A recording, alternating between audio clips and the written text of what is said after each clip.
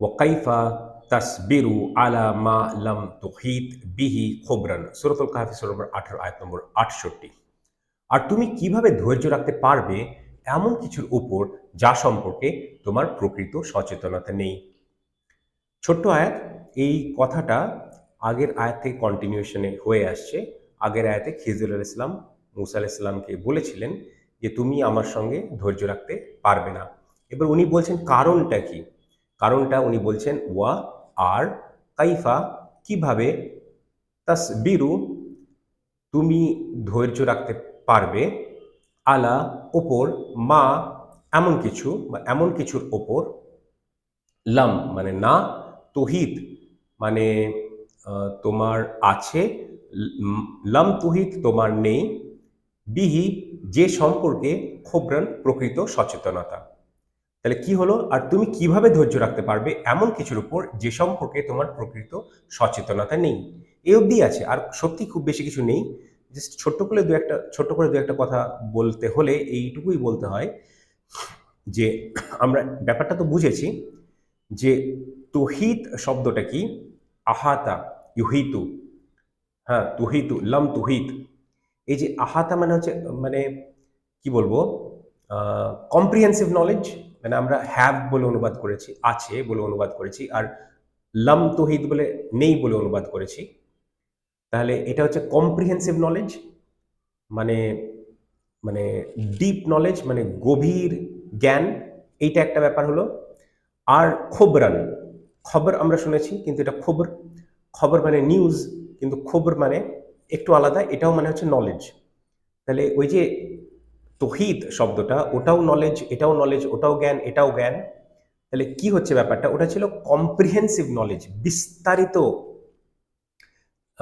জ্ঞান বলতে পারি, বা গভীর জ্ঞান বলতে পারি। আর তার সঙ্গে যেটা বেশি গুরুত্বপূর্ণ সেটা হচ্ছে, যেহেতু রুট ওয়ার্ড থেকে এসছে, সেইটা হচ্ছে মিনিং যেটা, আহ, সেটা মিনিংটা হচ্ছে অল এনকাম্পাসিং, মানে ঘিরে রেখেছে, মানে এতটাই বেশি নলেজ চারিদিকে ঘিরে রেখেছে।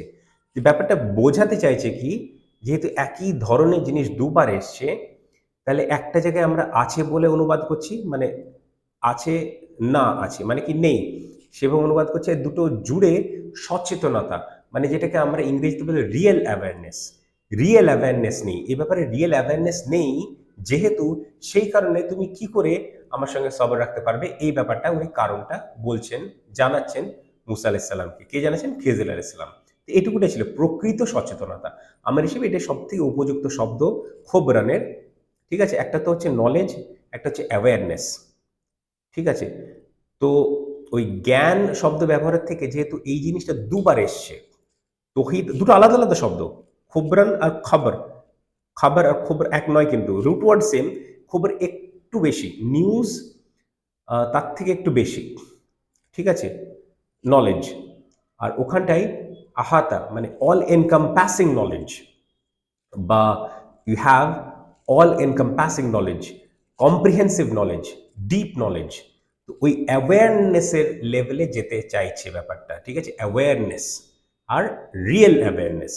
তো এটা আরেকটা কথা বলে রাখি, যে অ্যাপিয়ারেন্স অ্যান্ড রিয়ালিটি, এই তফাৎটা আখিরুজ্জামানে খুব প্রয়োজন। এইটা না হলে আমরা হোঁচট খেতে থাকবো। যেটা মানে অ্যাপিয়ারেন্স অ্যান্ড রিয়ালিটি বলতে কি বুঝি আমরা, ইংলিশ শব্দটা এখান থেকে, মানে ইংলিশ এই দুটো শব্দ আমরা সচরাচর ইংলিশ দিয়ে বুঝতে পারছি বাংলা ভাষাতেও, তাই না?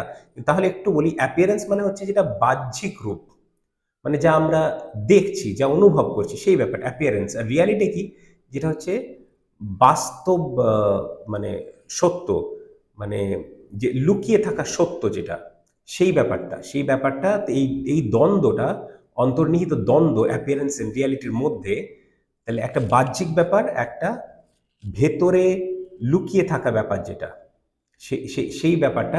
তাহলে যা কিছু দেখছি সেটা যদি এই মানে পুরো ওর ভেতর অব্দি না যেতে পারি, একদম সঠিক জায়গা অব্দি না যেতে পারি, মানে অ্যাপিয়ারেন্সের পর্দাটা না সরিয়ে বুঝবার চেষ্টা করি রিয়ালিটি ব্যাপারটা, তাহলে ব্যাপারটা কিন্তু আমাদের বোঝাটা হবেই না। মানে এই জন্যই আখিরুজ্জামানে যা কিছু দেখবো এইটার ভিত্তিতে, মানে এই যে খিজির আলাইহিস সালামের যে ঘটনা ঘটানো, এবং পরে তো আরও আমরা পড়বো। তো এই ব্যাপারগুলো এই কারণেই ঘটানো যে আপাতদৃষ্টি যা দেখবে সেটা মনে হতে পারে একরকম, কিন্তু তার পেছনে অনেক ডিপ ব্যাপার-স্যাপার আছে।